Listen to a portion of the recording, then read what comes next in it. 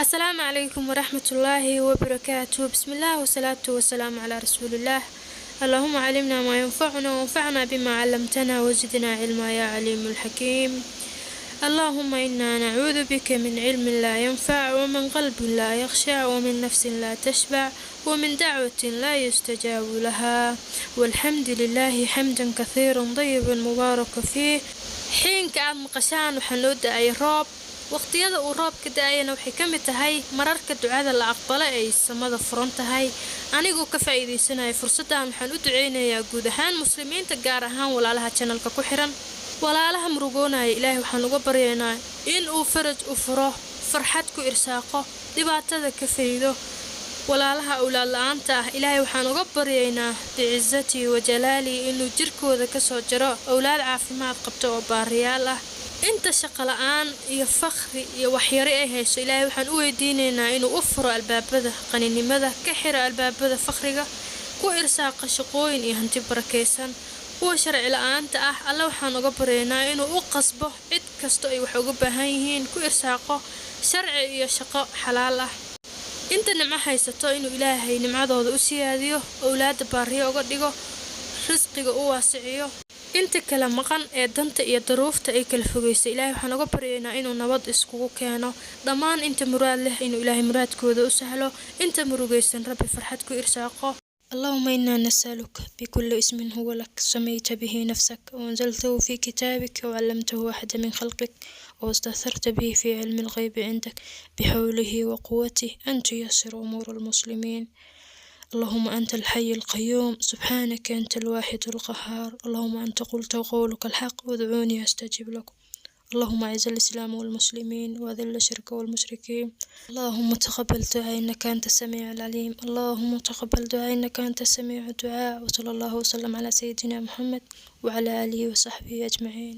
walaalaha qaaliga ah ee ku xiran channelkeena ku soo dhawaada muuqaalkan. haddii Ilaahay ka raali noqdo waxaan uga hadli doonaa aayad ku jirto suurat anfaal haddii aanan khaldanayn.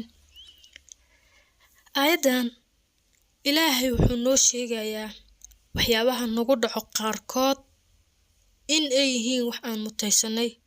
aayadan waxay ka hadlaysaa nimcooyinka uu Ilaahay na siiyey in mararka qaar uu la noqdo sabab aan anaga sameynay darteed. waxay noqon kartaa adigoo xoog leh oo caafimaadsan oo laga yaabo inaad salaad tukanin, Ilaahay xusin, Alle intuu ku caroodo oo aad shil gasho ama dhibaato kale ay ku gaarto, hal mar xooggii iyo quruxdiiba uu kaala noqon karaa. adoo awlaad haysto, haddii aad awlaadaadii laga yaabo inaad dad ugu faanto oo qof kale aad ku dhaxdo ma dhashaa tahay iyo wixii la mida, Ilaahay intuu ku caroodo inuu ilmahaagii dhowr cunug hal mar kaala noqdo. yacni waa iska tusaale intaasbe nimcooyinka Alle in uu la noqdo waxaa keeni karo waxyaabo aan annaga samaynin sida ay aayadda ka hadlayso. aayadda waxay leedahay dhalika biana allaha lam yakum khayra nicmata ancamaha calaa qowmi xataa yuqayiruu maa bianfusihim.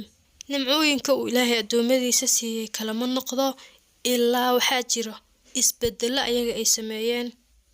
waxaan aayaddan ka fahmaynaa mararka qaar waxaa jirta wax ciqaab ah oo nagu imaado oo nimcadii aan haysanay hal mar gab naga siiso, laakiin annaga ma dareensanin, uma haysano inaan annaga wax geysanay, in wax uusan Ilaahay ku faraxsanayn uu naga arkay kadibna uu nimcooyinkii nagala noqday. waana arrin mudan in lagu baraarugo. waxaa jira waxyaabo badan oo aan haysano oo aanan Ilaahay uga mahadcelinin. keliya inaad ka mahadcelin weydo ayaa kugu keeni karta in nimcadaas lagala noqdo. horeyna waan usoo baranay oo haddii aad wax ka mahadceliso la in shakartum la aziidannakum, haddaad iiga mahadcelisaan waan idin siyaadin, wala in kafartum inna cadaabii la shadiid, haddaad ka kufridaan oo nimcadeyda aad kibir ka qaadaanna waxaan leeyahay cadaab daran.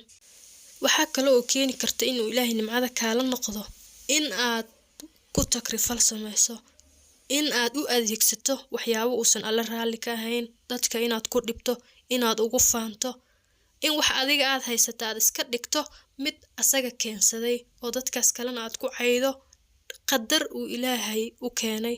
waxa aad haysato ka mahadceli, waxa kaa maqan waad heliye. aayadan dhammaanteen waxay noo tahay digniin in nimcooyinka aan haysano Ilaahay uu la noqon karo haddii aan la imaano isbedelo xunxun. Muuqaalka intaas ayuu ku egyahay. Waad ku mahadsantihiin daawashadiina. Wassalaamu calaykum waraxmatullaahi wabarakaatu.